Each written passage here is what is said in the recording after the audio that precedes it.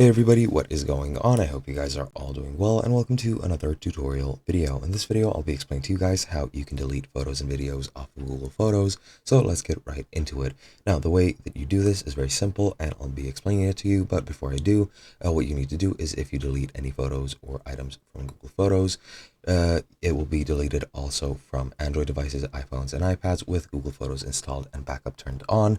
Google Photos albums, shared albums, and conversations you've added to them, some Google Photos highlight videos, and local storage when files are downloaded to iPhones and iPads and some devices on Android 11 or later. And they aren't automatically removed from Blogger, Drive, Gmail, and YouTube, so you'll need to delete them manually from there.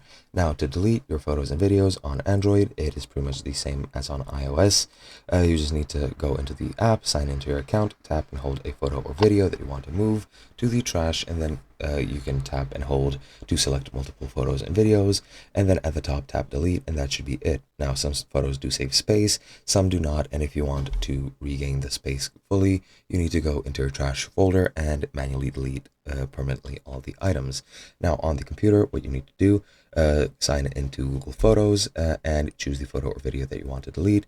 At the top, you can click select, which is the sort of circled check mark, and then at the top, you just need to click delete and move to trash. And to undo, you can very easily click undo at the bottom. And if you backed up your photo or video before you delete it, it will stay in your trash for 60 days, and you can permanently delete it from your trash if you so wish.